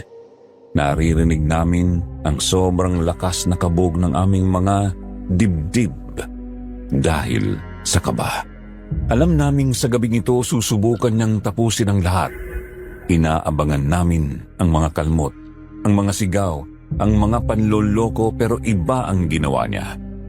Sa gabing yun, hindi niya ginamit ang aming takot.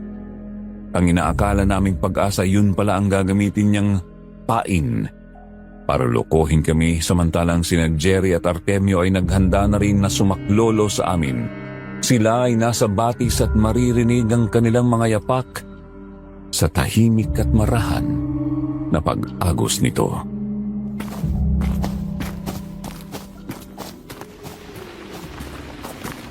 Mang Artemio, yung langis, kumukulo na. Mabilis ang pagkulo niya. Alam ko, ibig sabihin, nasa paligid lang siya ng kubo. Malamang nag-aabang. Mula dito aahon na tayo sa pampang. Dahan-dahan lang. Huwag kang gagawa ng kahit anong tunog. Sundan mo lang ako. Ang bawat hakbang mo, itapak mo kung saan ko itinapak ang paa ko. Opo. Malapit na tayo, Jerry. Manatili kang matatag.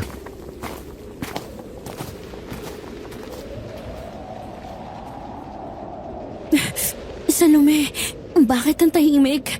Mas kinakabahan ako ng ganito. Huwag kang mag-alala. Magpakatatag ka. Naghahanda lang siya. Ria! Salome! Nandito na ako! Salome, yung boses na yun. Pakinggan natin. Ria!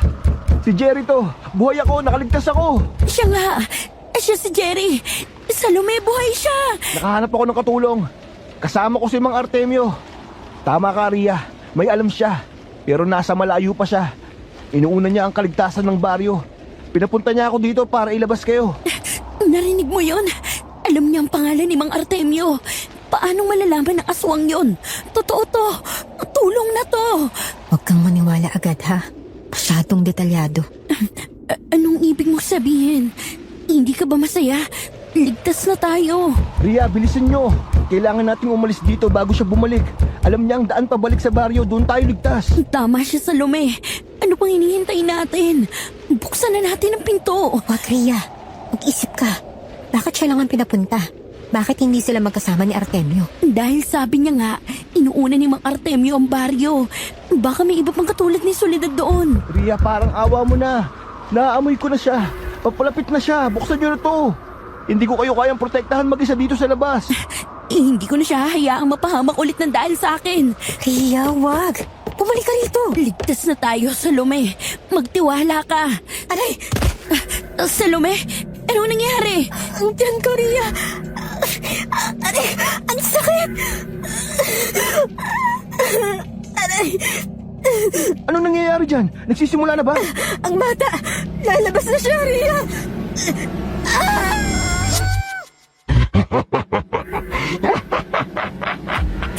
Hindi. Sa wakas, sa tulong mo, aking munting tindera, pinagaling mo ang aking paghihintay. Oras na para sa aking salo-salo.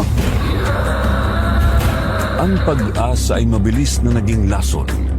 Ang boses ni Jerry na inakala kong kaligtasan ay naging isang malupit na tawa ng demonyo. Ang aming pinakahihintay na tulong ay isa lang palang patibong. Sa isang iglap nawala ang lahat. Ang tanging natira na lang ay ang sigaw ng sakit ni Salome dahil sa biglaang pagsisimula ng kanyang panganak. at ang malakas na dagundong sa dingding mula sa gutom na si Soledad sa labas.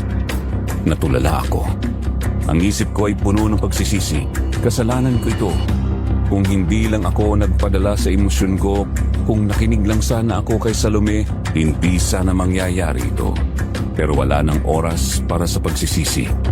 Ang tunog ng pilit na sinisirang dingding ang gumising sa akin pabalik sa katotohanan. Nagsimula na ang katapusan namin. At kung meron man kaming kahit katiting na tsansang makaligtas, kailangan naming lumiban. Ang tunog ng pagbangga sa dingding ay nagpatuloy at nakita namin ang mga haliging kawayan ng dingding at ng tubo ay unti-unti nang nagkakaroon ng lamat. Salome! Salome! Kumapit ka lang! Ano gagawin natin? Aray! Ang dingding! Hindi na tatagal yan! Ang lakas niya! Yung mga botelya! Yung may tubig! Kunin mo! Nasaan? Sa may altar! Dali! Nakuha ko na! Ano gagawin ko dito? Itapon mo! Ibata mo sa parte ng dingding na sinisira niya! Nakikita ko na yung mga kamay niya! Diyos ko! Ang lalaki ng kuko! Ngayon na, Ria! Ibato mo na!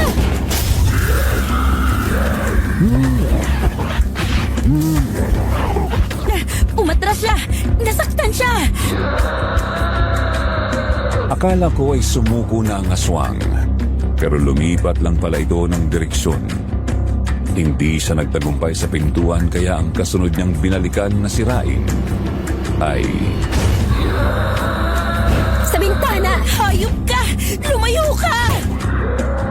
Hindi ka makakapasok! Gamit ang isang makapal na kahoy aking pinaghahampas ang kamay ng aswang na pilit nilulusot sa bintana. Bawat hagupit ng kahoy sa kanyang magaspang na kamay ay nag-iiwan ng sakit at matinding aray sa kanya. Mang Artemio, ayan na. Nagsisimula na pag-atake ng aswang. Nagmamadali siya. Nanganganak na nga si Salome. Ang orihinal na plano, kalimutan na natin. Wala nang oras para sa paglihis ng atensyon niya. Ano pong gagawin natin? Diretso na po ba? Ako ang papasok. Ako ang haharap sa kanya para makuha ang buong atensyon niya. Sa sandaling magkasuga pa kami, yun na ang udyat mo. Huwag ka nang mag-iisip. Takbuhin mo ang kubo. Kunin mo si Ria at Salome at ilayo mo sila. Maliwanag ba? Opo, Mang Artemio. Mag-ingat po kayo. Matagal na niya akong hinihintay. At matagal ko na rin siyang hinihintay.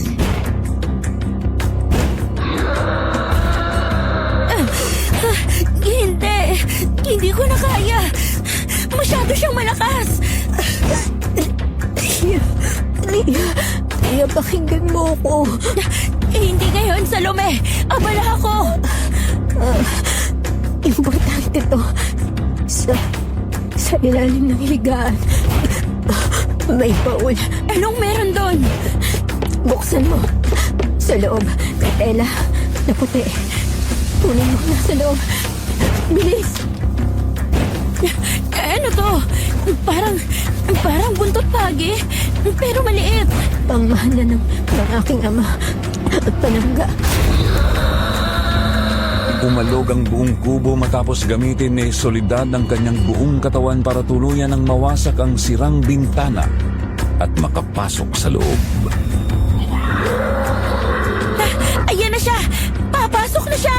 Soledad! Huwag! Bumalik ka dito at harapin mo ako. Harapin mo ang taong kinuhanan mo ng anak. Ano yun? Tulong. Dumating na ang tulong. Ang katahimikan pagkatapos ng pag-alis ni Soledad sa aming bintana ay mas nakakabingi pa kaysa sa kanyang mga sigaw. Pinalitan ito ng mga bagong tunog, mga tunog ng isang marahas na labanan na nangyayari sa labas lamang ng aming kubo. Nakarinig kami ng mga ungol na hindi pang tao, mga sigaw ng isang lalaki na puno ng galit at ang kalampag ng bakal na tumatama sa isang bagay na matigas at matibay. Ang pakiramdam ng ginhawa dahil may dumating na tulong ay agad na napalitan ng matinding takot. Hindi na kami Hindi na kami ang direktang punteriya, pero nasa gitna naman kami ng isang digmaan. Habang si Salome ay patuloy na umiinda ng sakit ng kanyang panganganak, ang mga tunog sa labas ay lalong lumalakas at nagiging mas marahas. Sa gitna ng lahat ng kaguluhang yon, may narinig kaming isang bagong tunog. Mga yabag na mabilis na tumatakbo. Papalapit, hindi sa dingding, kundi sa aming pinto. Hindi ito ang mabigat na yabag ng halimaw. Iba ito, mas magaan at mas mabilis. Matagal ko nang hinihintay to, Soledad. At mas matagal na kitang gustong patayin, matanda. Ria! Salome! Buksan niyo to! Ako to! Ang totoong Jerry! Salome! Wag, baka patibong na naman. Ria, pakinggan mo ako! Yung sandok, yung binili ko sa'yo sa pwesto mo kahapon. Yung kulay silver na may itim na hawakan. 50 pesos. Tinawaran ko pa nga ng 20 pero sabi mo hindi pwede kasi para sa nanay mo. Ria, ako to. Siya nga, Salome! Jerry, sandali. Ang bubuksan ko na. Ria! Buhay ka! Akala ko patay ka na. Mahabang kwento. Ang importante, kailangan na nating umalis dito. Si Mang Artemio na ang bahala sa labas. Nasaan si Salome? Diyos ko, ano nangyari sa kanya? Manganganak na siya. Hindi siya makakatayo. Habang kami ay abala kung paano namin may tatakas si Salome sa loob ng kubo, sa labas naman ay maririnig ang matinding sigaw ng sakit mula kay Antonio. Baka kuko mo! Sinabi ko na sa'yo, mahina ka na. Katulad ka na ng walang kwenta mong anak. Narinig niyo yun? Kailangan na nating bilisan. Hindi magtatagal si Mang Artemio. Paano? Hindi natin siya kayang iwan. Hindi natin siya iiwan. Bubuhayin natin siya. Halika na, Ria. Tulungan mo ko. Salome, kaya mo bang kumapit sa mga balikat namin? Subukan ko. Aray! Dahan-dahan. Tawa ka lang, Salome. Ilalabas na namin kayo dito. Ang pinto. Handa na. Sa bilang ko ng 3, bubuksan ko. Kapag bukas ng pinto, takbo agad tayo papunta sa sapa. Huwag na huwag kayong titingin sa likod. Ano man ang marinig nyo, huwag lilingon, diretso lang. Maliwanag ba? Sige. 1, 2, 3. Habang mas umaatikabo ang labanan sa pagitan ni Mang Artemio at ni Soledad, ay binuksan na ni Jerry ang pinto at tumalon kami palabas ng kubo. Takbo! Ano yan? Bilis! Bago niya tayo makita! Walang aalis. Tuluyan ang ipinakita ng halimaw ang kanyang tunay na anyo.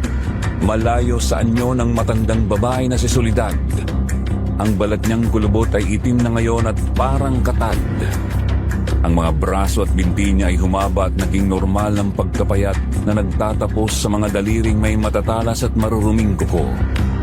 Mula sa likod niya ay may nakausling 2 malalaking pakpak na parang sa paniki, pero hindi ito nakabuka. Ang mukha niya ay halos hindi na makilala. Ang kanyang bibig ay puno ng matutulis na ngipin at ang mga mata niyang pula ay nagliliyab sa gitna ng dilim. Nakatingin ito sa amin. At sa mga mata niyang yon, nakita ko ang takot sa aming tiyak na katapusan. Wala ng pag-asa. Natalo na ang aming tagapagtanggol. Nakaharang ang halimaw sa aming daan. At sa gitna ng lahat ng ito, si Salome ay malapit ng manganak. Tapos na ang laban. Talo na kami.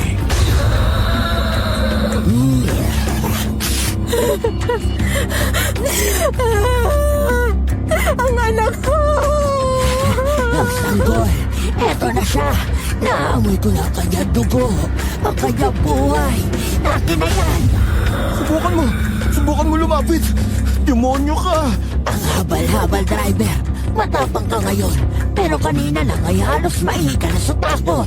Naaamoy ko pa rin ang takot mo, bata. Hindi ka namin hahayaang makuha siya. At ang tendera, ang tangang tendera na nagdala sa akin sa pintuan ng aking hapunan, dapat kitang pasalamatan. Dahil sa'yo, napadali ang panganganak ng albularya. Dahil sa'yo, mas naging madali ang lahat para sa akin. Hayop ka! Oo, tama ka. isang hayop at gutom na gutom. Soledad.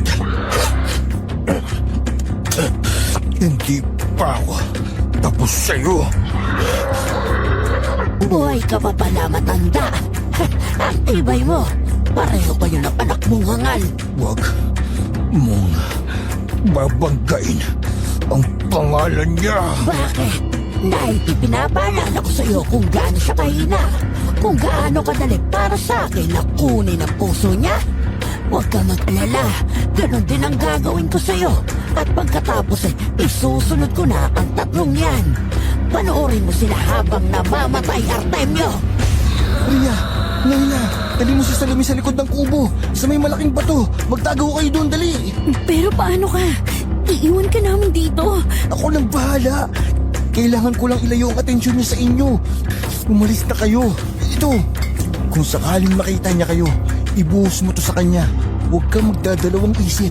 Sige na, Mag-iingat ka, Jerry. kayo ang mag-ingat. Salome, kaya mo ba? Kailangan nating gumalaw. Hindi ko na yata kaya, Rita. Iiwan mo na ako. Iligtas mo ang sarili mo. Hindi ba sinabi ko sa'yo walang iwanan? Kakayanin natin to. Kumapit ka sa akin.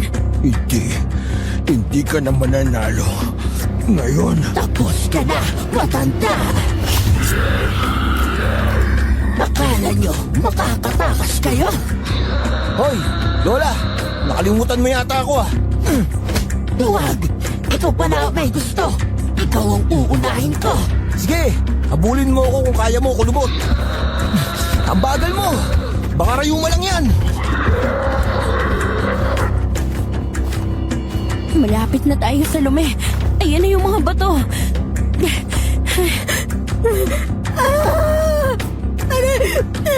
Ria, yung bata, nararamdaman ko na lalabas na talaga siya. Ngayon na? Dito? Paano? Hindi ako marunong. Hindi ko alam ang gagawin ko. Wala na tayong pagpipilian.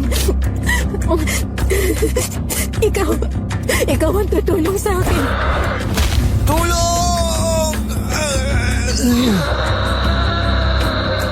Isang malakas na tunog ang aming narinig. Isang hagupit ng katawan sa isang puno at pagkatapos nito ay ang malakas na sigaw ni Jerry na punong-puno ng sakit bago tuluyang bumalot ang katahimikan. Nasaan na sila? Saan nagtatago? Ria!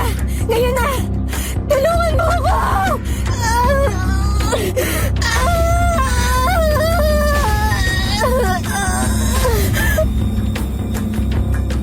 Sa isang iglap, gumuho ang lahat. Ang sigaw ni Jerry, ang kanyang biglaang pananahimik at ang kasunod na mapanuyang tawa ni Soledad ay isang malinaw na mensahe. Natalo na naman ang isa sa aming mga kasama. Nasa harapan ko ang isang babaeng sumisigaw, naghihirap sa panganganak at sa paligid namin ang isang halimaw na papalapit ng papalapit. Sinusundan ang amoy ng aming takot at ang parating na bagong buhay. Wala nang mga Artemio na lalaban para sa amin. Wala nang Jerry na gagawa ng paraan. Kami na lang. Ako na lang at si Salome. Napatingin ako sa aking mga nanginginig na kamay. Sa kanan ang maliit na bote ng langis na kumukulo. Sa kaliwa ang maliit na buntot pagi na iniabot sa akin ni Salome kanina.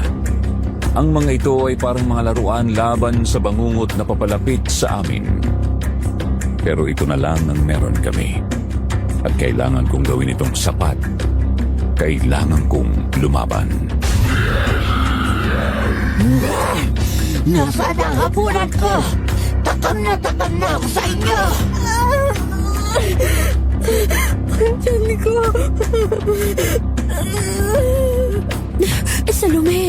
Salome, pakinggan mo ako. Kailangan nating tumahimik. Maririnig nila tayo.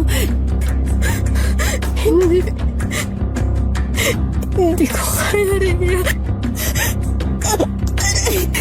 sakit. Alabas na talaga siya. Anong gagawin ko? Sabihin mo sa akin.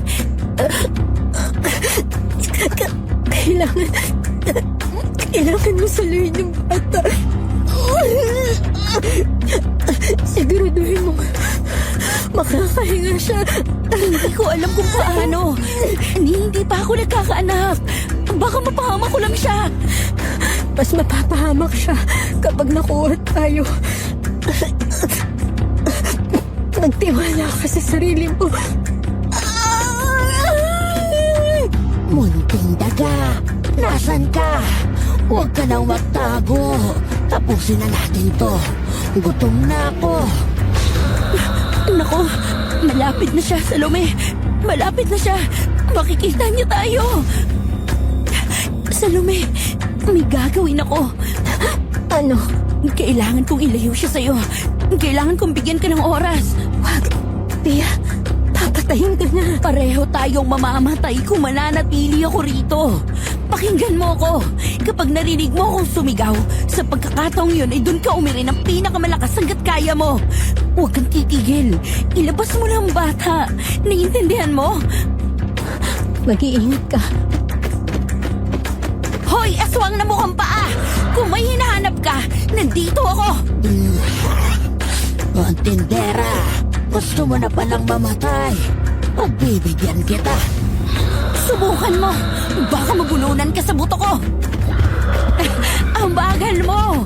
Akala ko pa gutom ka! Muntik na yun ah! Iyan lang bang kaya mo? Wala kang takas. Ngayon ka lumapit! Inihagis ko ang lambat sa ere at nasukol ko ito sa katawan ng aswang.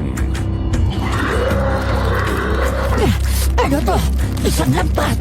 Bitawan mo ako, miserable tao. Ayoko nga! Gusto mo na huli, di ba? Heto na! Nahuli na kita! Mas lumakas ang pag-ungol ni Soledad habang ang unti-unti kong naririnig ang dahan-dahang pagkasira ng lambat. Hindi! Hindi ka makakawala! Buburahin kita sa mundo. Hindi! Sa hindi kalayuan ay narinig na namin ang iyak ng sanggol ni Salome, bagay na pumukaw sa interes ni Soledad. O bata, naririnig ko. Akin yan. Ang lambat na pansalang nagkubli sa kanya palayo kay Salome at sa bagong silang nitong anak ay tuluyan ng nasisira.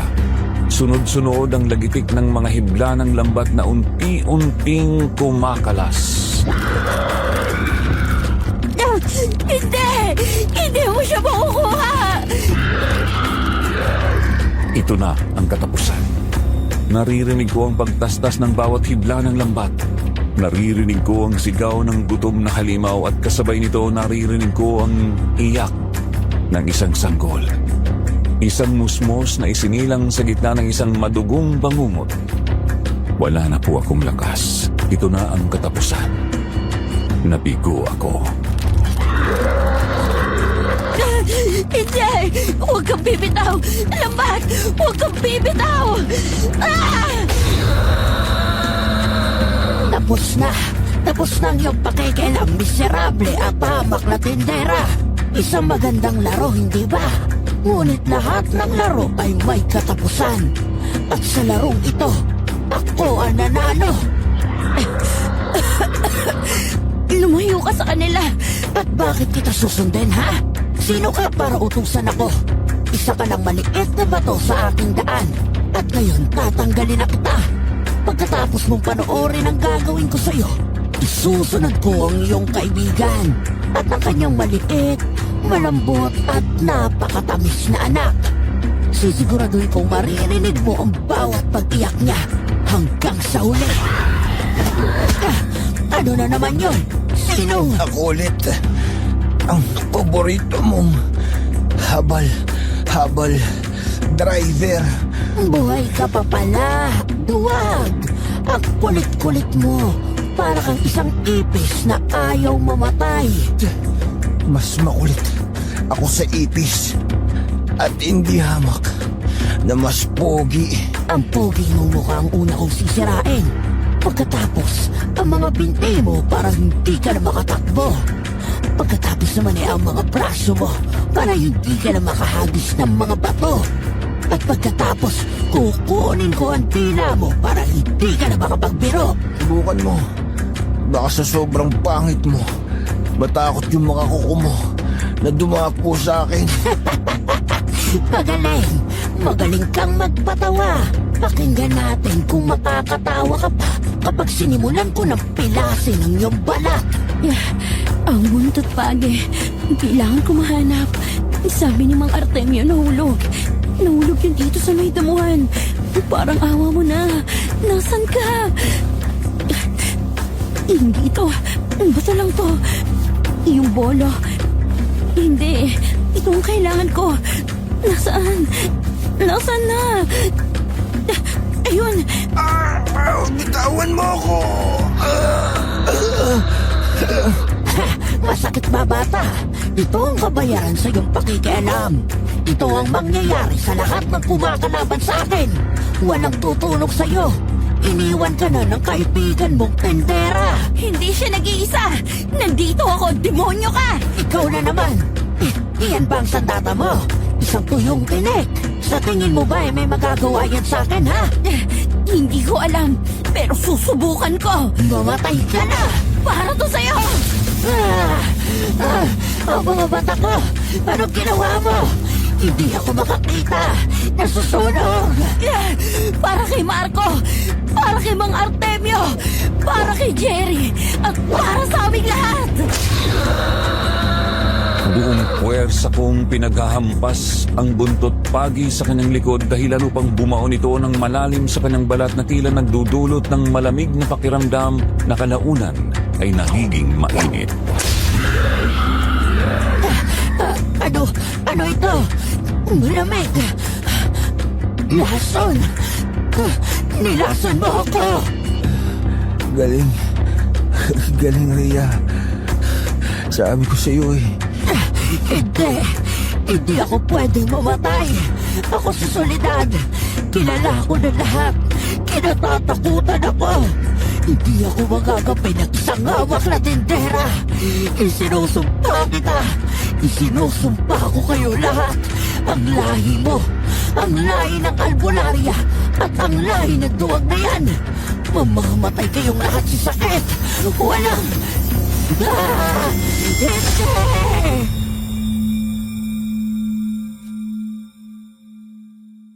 Jerry, anong nangyayari? Tignan mo. Natutunaw siya. Ang lason. Sinusunog siya mula sa loob.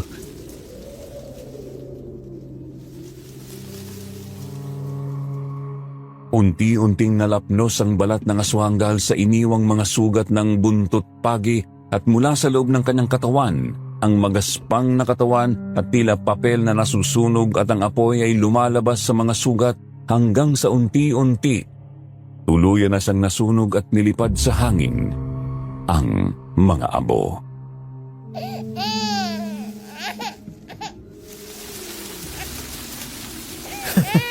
Narinig niyo yun?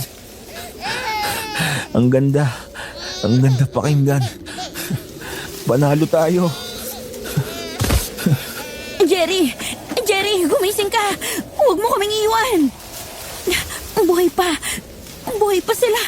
Salamat sa Diyos! Salome, tapos na! Nanalo tayo! Oo, Rhea. Narinig ko ang lahat. Naramdaman ko noong nawala na siya. Ang sanggol, okay lang ba siya? Heto siya. Heto na siya sa mga bisig ko. Ligtas at malusog. Ligtas siya! Ligtas na kayo! Dahil sa'yo, Rhea, niligtas mo kami. Ikaw ang aming anghel. Lahat tayo nagtulungan. Kung wala si Jerry, kung wala si Mang Artemio, kung wala ka, hindi ko to magagawa. Anong nangyari sa kanila? Buhay sila.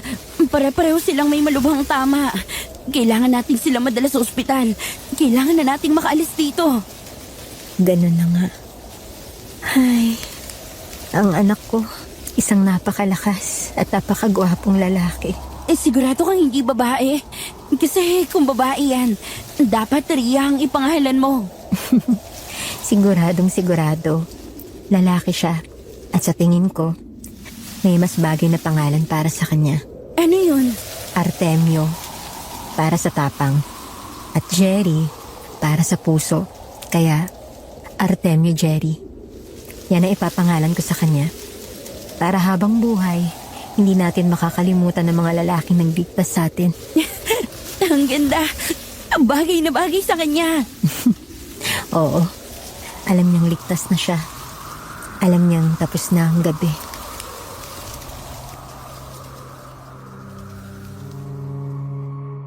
Ang pagsikat ng araw pagkatapos ng gabing yun ang pinakamagandang sikat ng araw na nakita ko sa buong buhay ko.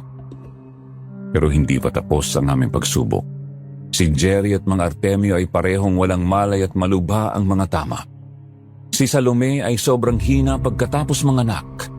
At ako, pagod na may responsibilidad na iligtas silang lahat.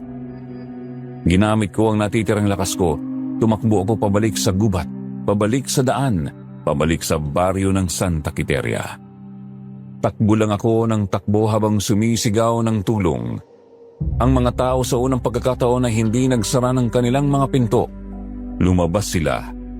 Nakikita nila ang dugo at putik sa damit ko at ang takot at determinasyon sa aking mga mata.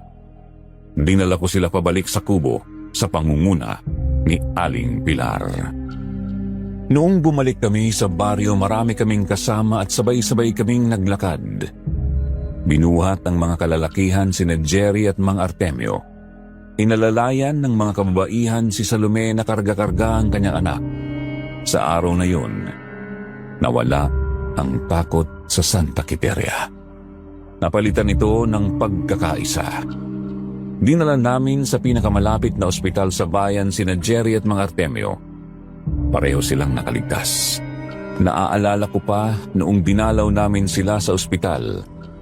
Si Jerry, kahit may simento ang braso, nagyayabang pa rin sa mga nurse. Pero si Mang Artemio, grabe talaga ang lagay niya. Sabi ng doktor, isang milagro raw na nabuhay pa siya. Tahimik lang siya noon hanggang sa ipinakita namin sa kanya si Baby AJ. Doon ko lang siya ulit nakitang ngumiti. Sabi niya may bago na raw siyang apo na kailangang bantayan hanggang sa paglaki. Tumira muna ako sa Santa Quiteria ng ilang linggo para tumulong sa pag-aalaga sa kanila. Ang baryo na dati ay kinatatakutan ko, doon na ako naging komportable. Ang mga tao na dati ay tinitingnan lang ako, itinuring na nila akong parang pamilya. Sila na mismo ang nagambag-ambag para makalikom ng sapat na pera para sa operasyon ng nanay ko. Higit pa sa lahat, ang kanilang naibigay.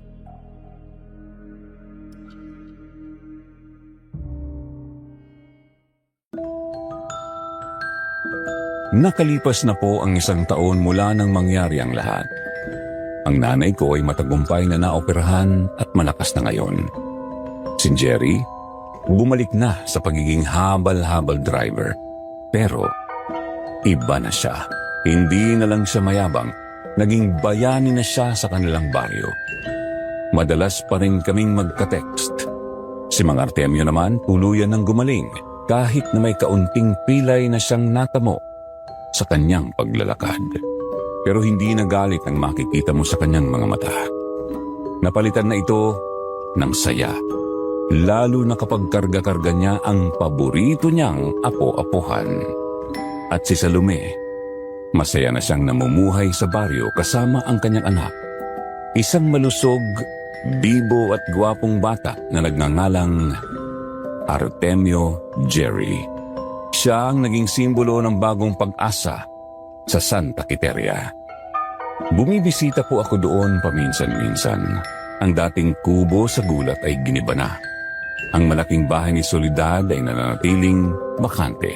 Isang paalala ng kasamaan, minsan ay nanirahan doon.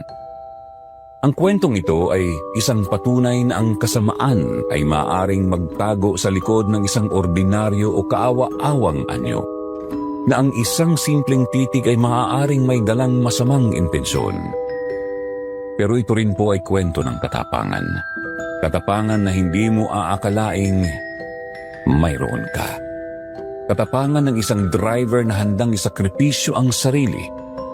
Katapangan ng isang matandang handang harapin muli ang kanyang pinakamasakit na bangungot at siguro kahit papaano, katapangan ng isang hamak na tindera tulad ko na ang tanging sandata lang ay ang pagmamahal sa ina at ang isang pirasong lambat. Sa totoo lang po, yung karanasan ko na yon, binago talaga ako. Akala ko dati ang lakas ay yung kaya mong lumaban mag-isa. Pero natutunan ko na hindi pala. Ang tunay na lakas ay yung pagtulong sa kapwa kahit ikaw mismo ay natatakot. At higit sa lahat, yung pagtutulungan.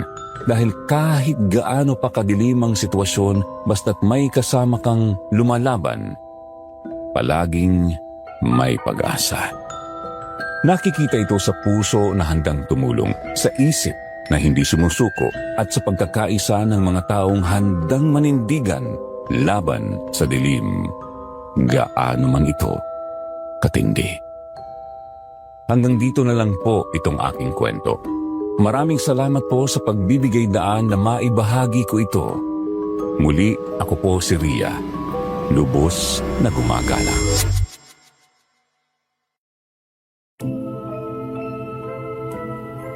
Grabe, napaka-intense at puno ng aral ang kwentong ibinahagi sa atin ng ating letter sender na si Ria. Minsan sa ating buhay, hindi natin lubos akalain kung sino ba sa mga taong nakakasalamuhan natin ang tunay na may mabuti o masamang kalooban. Ang kwento ni Ria ay isang matinding paalala na ang kasamaan ay hindi laging nakakatakot sa unang tingin. Minsan, ito ay nagtatago sa anyo ng isang kahabag-habag na matanda, isang mapagkumbabang kapitbahay o kahit pa isang kaibigan. Kaya ang payo para sa ating mga minamahal na listeners, lalo na po sa ating mga kabataan, maging mapanuri po tayo. Makinig tayo sa ating mga kutob at instinct. Kung mayroon man kayong nararamdamang kakaiba o hindi maganda sa isang tao, huwag ninyo itong ipagsawalang bahala. Hindi ibig sabihin ay magiging masama na agad ang inyong tingin, kundi magiging mas maingat lang para sa inyong kaligtasan. Isa pa sa mga kapansin-pansin sa kwento ay ang ipinakitang katapangan ng mga ordinaryong tao. Si Jerry na sa una ay puro biro at kayabangan lang, pero nang dumating ang pagkakataon, hindi po siya nagatubiling isugal ang sariling buhay para sa isang taong halos kadarating lang sa buhay niya. Si Mang Artemio, na sa kabila ng trauma ng nakaraan, piniling harapin muli ang halimaw na kumuha sa kanyang anak para lang mailigtas ang iba. At siyempre po, si Ria, isang simpleng tindera na may mabigat na pinagdadaanan. Pero sa huli, siya ang naging susi sa paggapi sa kasamaan. Ipinapakita nito na sa bawat isa sa atin ay may nakatagong bayani. Hindi natin kailangan ng kapangyarihan o ng malakas na pangangatawan. Ang kailangan lang po natin ay isang pusong may malasakit at handang gawin ang tama. Kahit pa ang kapalit nito ay ang sarili nating buhay. Maraming salamat pala, Ria, sa pagbabahagi ng iyong karanasan. Naway magsilbi itong inspirasyon at babala sa lahat ng aming mga tagapakinig. Mag-ingat po tayong lahat sa ating paglalakbay. Muli po, ito ang inyong kasama sa bawat kwento ng kababalaghan. Maraming salamat para sa isa na namang pagkakataon at para sa lahat ng nakikinig. Hanggang sa susunod na kwentong takip silim.